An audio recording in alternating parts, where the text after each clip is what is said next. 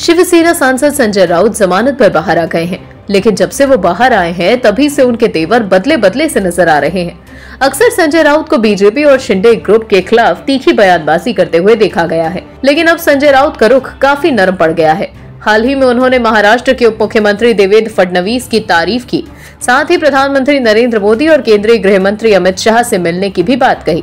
लेकिन सवाल ये उठता है कि संजय राउत आखिर इस तरह की बयानबाजी कर ही क्यों रहे हैं। दरअसल इससे पहले संजय राउत ने अपने बयान में कहा था कि मैं किसी की भी आलोचना नहीं करूंगा और न ही किसी के खिलाफ कुछ बोलूंगा, फिर चाहे वो केंद्रीय एजेंसियां हो या सरकार ही क्यों ना हो। मेरी पार्टी और मैंने भुगता है, हम केवल विरोध करने के लिए हर किसी का भी विरोध नहीं करेंगे। अगर उन्होंने अच्छा काम किया है तो हम उन्हें प्रोत्साहित करेंगे और स्वागत करेंगे। संजय राउत ने यह भी कहा कि मौजूदा शासन ने भी कुछ अच्छे काम किए हैं। अपने बयान में उन्होंने कहा था कि जो फैसले देश या राज्य के लिए सही हैं, उनका स्वागत किया जाना चाहिए। मैं देवेंद्र फडणवीस की तरफ से लिए गए फैसलों का स्वागत करता हूं। मैं पीएम मोदी और केंद्रीय गृह मंत्री अमित शाह से जल्दी मिलूंगा। अब राजनीतिक गलियारों में सवाल उठ रहा है कि संजय राउत में अचानक इतना परिवर्तन कैसे आया, क्या इसके पीछे कोई राजनीतिक खिचड़ी पक रही है। तो कहा जा रहा है कि सांसद संजय राउत का ये कदम बीजेपी के साथ समाधान करने का एक प्रयास लग रहा है। इसके अलावा उनके खिलाफ जारी मामला अभी बंद नहीं हुआ है। ईडी लगातार ये कोशिश कर रही है कि राउत को फिर से सलाखों के पीछे भेजा जाए।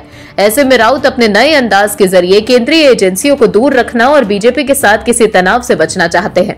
संजय राउत के ये तेवर बीजेपी और संजय राउत के बीच सियासी समीकरण बनाने का संकेत है।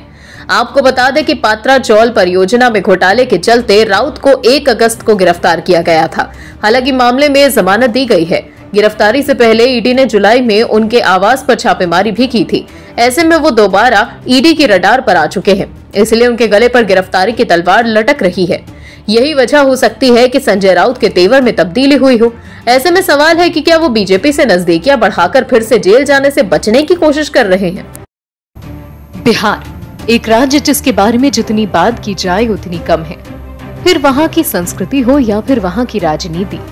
अब जरा महागठबंधन में बनी सरकार की स्थिति ही देख लीजिए, जिसकी कमान प्रदेश के मुखिया नीतीश कुमार के हाथ में है, जो समय समय पर दल बदल का खेल खेलते आ रहे हैं।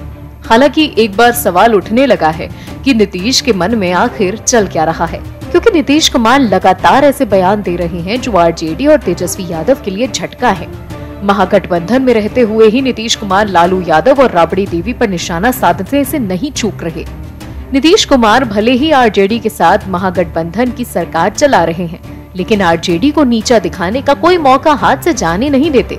इस बार भी नीतीश कुमार ने अपने बयान के जरिए आरजेडी के जख्मों पर नमक छिड़कने का काम किया। आपको बता दें कि बिहार के मुख्यमंत्री नीतीश कुमार भले बीजेपी और एनडीए गठबंधन का साथ छोड़कर महागठबंधन और आरजेडी के साथ आ गए हों, लेकिन भाषण की रॉ में जब रहते हैं तो लालू यादव और राबड़ी देवी यानी राष्ट्रीय जनता दल की सरकारों के कार्यकाल पर तंज कसने का एक भी मौका नहीं छोड़ते। एक बार तो तेजस्वी यादव की मौजूदगी में ही नीतीश कुमार ने लालू राबड़ी की सरकारों के दौरान जंगल राज के माहौल को याद करते हुए बयान दिया था। वहीं अब एक बार फिर नीतीश ने इशारों में लालू राबड़ी के कार्यकाल पर तंज कसते हुए कहा कि उस समय कितने शिक्षक थे। असल में पटना में शिक्षा दिवस समारोह में नीतीश रोजगार की मांग और शिक्षकों की लंबित बहाली पर बोल रहे थे। उन्होंने सवाल पूछा कि 2005 से पहले कितने शिक्षक थे। जाहिर तौर पर यह इशारा लालू राबड़ी के कार्यकाल पर था, जिसकी तुलना वो 2005 में खुद मुख्यमंत्री बनने के बाद ही बहालियों से कर रहे थे। इस मौके पर नीतीश ने कहा कि बिहार में थोक में बहाली हुई है और आगे भी भर्ती होती रहेगी। उन्होंने ये कहा कि जो शिक्षक नहीं पढ़ाएंगे उनको नौकरी से हटाया जाएगा। इससे पहले भी अक्टूबर में स्वास्थ्य विभाग के एक कार्यक्रम में डिप्टी सीएम और लालू राबड़ी के बेटे तेजस्वी यादव की मौजूदगी में नीतीश कह गए थे कि पहले क्या स्थिति थी, पटना में कुछ था, शाम होते ही सारी दुकानें बंद हो जाया करती थी, आज कितना काम हुआ है।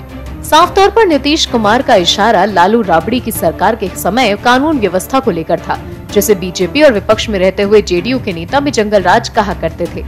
तो ये है बिहार की राजनीति की यथास्थिति। नीतीश कुमार सरकार तो आरजेडी के साथ मिलकर चला रहे हैं, लेकिन भाषा बोलते हैं बीजेपी की। बीजेपी भी जंगल राज और लालू राबड़ी की सरकार के दौर को याद कर आरजेडी को घेरते हैं। ऐसे में सवाल है कि नीतीश के मन में चल क्या रहा है, क्या वो एक बार फिर कोई खेल खेलने की सोच रहे हैं। हाल ही में राजनीतिक एक्सपर्ट प्रशांत किशोर ने दावा किया था कि नीतीश कुमार पर पलटी मारेंगे। वो बीजेपी के संपर्क में है, ऐसे में नीतीश कुमार का इस तरह से आरजेडी पर निशाना साधना महागठबंधन की सेहत के लिए ठीक नहीं है। गुजरात विधानसभा चुनाव के पहले चरण के लिए नामांकन की प्रक्रिया के बीच राजनीतिक दलों में मतदाताओं को अपने अपने पाले में करने की जद्दोजहद तेज होती नजर आ रही है। नेता लोक लुभावन वादे कर रहे हैं, जनता की समस्याओं के समाधान के आश्वासन दिए जा रहे हैं, तो वहीं अब कांग्रेस ने भी अपना चुनावी घोषणा पत्र जारी कर दिया है। लेकिन इस बार के गुजरात विधानसभा चुनाव में भी कांग्रेस ने वही गलती कर दी है जो उसने 2017 के चुनाव में की थी। कांग्रेस द्वारा घोषणा पत्र जारी करने के दौरान कांग्रेस नेता अपनी मर्यादा भूल गए और देश के पीएम नरेंद्र मोदी के बारे में अपशब्द बोल दिए। कांग्रेस पार्टी प्रधानमंत्री मोदी से इतना चिढ़ती है कि उनके ऐलान किया है कि सत्ता में आने पर वो नरेंद्र मोदी स्टेडियम का नाम बदलकर सरदार पटेल स्टेडियम किया जाएगा। पार्टी की ओर से कहा गया है कि कांग्रेस सत्ता में आई तो पहली कैबिनेट मीटिंग से ही इसे सरकार का आधिकारिक दस्तावेज बनाकर काम किया जाएगा। कांग्रेस के इस ऐलान के बीच पार्टी के वरिष्ठ नेता मधुसूदन मिस्त्री ने पीएम मोदी के लिए अपशब्दों का इस्तेमाल किया। गुजरात चुनाव से ठीक पहले मधुसूदन मिस्त्री ने भी वही किया जो 2017 के चुनाव से पहले कांग्रेस के नेता मणिशंकर अय्यर ने किया था। तब मणिशंकर अय्यर ने प्रधानमंत्री मोदी पर आपत्तिजनक टिप्पणी करते हुए उन्हें नीच आदमी कहा था, जिसके बाद गुजरात चुनाव का माहौल ही बदल गया था। बीजेपी इसे अपने पक्ष में भुनाने के लिए कामयाब हुई थी। वहीं अब मिस्त्री ने भी पीएम मोदी के खिलाफ अपशब्दों का इस्तेमाल कर कांग्रेस को मुश्किल में फंसा दिया है। मीडिया से बात करते हुए कांग्रेस के नेता मधुसूदन मिस्त्री ने कहा कि वो गुजरात चुनाव में पीएम मोदी को उनकी औकात दिखाएंगे। पीएम मोदी कितनी कोशिश कर ले वो सरदार पटेल नहीं बन सकते। मिस्त्री के बयान से राज्य में सियासी तूफान आना तय है। पहले अय्यर, अब मिस्त्री का बयान कांग्रेस के लिए तूफान ला सकता है। अगर ऐसा हुआ तो 2017 की कांग्रेस की सियासी कहानी फिर सुनाई देगी। मिस्त्री के बयान पर सख्त नाराजगी जाहिर करते हुए बीजेपी ने पलटवार किया। बीजेपी के राष्ट्रीय प्रवक्ता गौरव भाटिया ने कहा कि ये कांग्रेस पार्टी के नेताओं का चरित्र दिखाता है। वो देश के प्रधानमंत्री मोदी के लिए अपशब्दों का इस्तेमाल कर रहे हैं। गुजरात की जनता उन्हें जरूर सबक सिखाएगी। आपको बता दें, चुनावों के दौरान मिस्त्री और अय्यर के अलावा कांग्रेस की पूर्व अध्यक्ष सोनिया गांधी से लेकर राहुल गांधी तक ने पीएम मोदी को लेकर अपशब्दों का इस्तेमाल किया है। हालांकि हर बार जनता ने कांग्रेस को सबक सिखाया है। दरअसल ये कांग्रेस की असली सच्चाई है। कांग्रेस के तिलमिलाए हुए नेता जो बिना सोचे समझे पीएम मोदी को कुछ भी बोल देते हैं, लेकिन वो कहते हैं ना कि गरजने वाले बादल कभी बरसते नहीं। तो कुछ ऐसा ही हो रहा है कांग्रेस के साथ, और जिसका जवाब देने के लिए गुजरात की जनता तैयार है। अरविंद केजरीवाल के सामने इस समय दो चुनाव चुनौतियों के तौर पर खड़े हैं।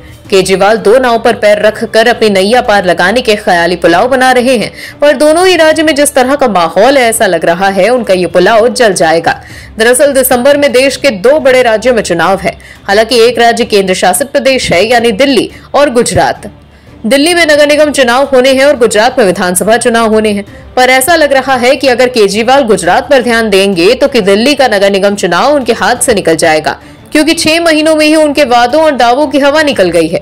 जब तीनों नगर निगमों के एकीकरण के आधार पर एमसीडी चुनाव को टाला गया था, उस वक्त आम आदमी पार्टी ने भाजपा पर हार के डर से चुनाव को भागने का आरोप लगाया था। लेकिन आज भाजपा न केवल निगम चुनावों के लिए तैयार है, बल्कि उसे इस बात पर भरोसा भी है कि वो निगम की सत्ता में जीत का मौका लगाने में कामयाब रहेगी। आपको बता दें कि जब आम आदमी पार्टी ने बीजेपी पर यह आरोप लगाया था, तो आम आदमी पार्टी का पलड़ा उस समय राजनीतिक रूप से भारी नजर आ रहा था। पर यहाँ तो 6 महीने में ही दिल्ली की राजनीतिक परिस्थितियां पूरी तरह से बदल गई और केजरीवाल के दावों का पुलिंदा ढह गया, क्योंकि केजरीवाल के बाएं से लेकर दाएं हाथ और सारे करीबियों पर एक एक करके गाज गिरती चली गई। अरविंद केजरीवाल के कैबिनेट मंत्री राजेंद्र पाल गौतम को हिंदुओं के देवी देवताओं का अपमान करने के आरोप में इस्तीफा देना पड़ा है।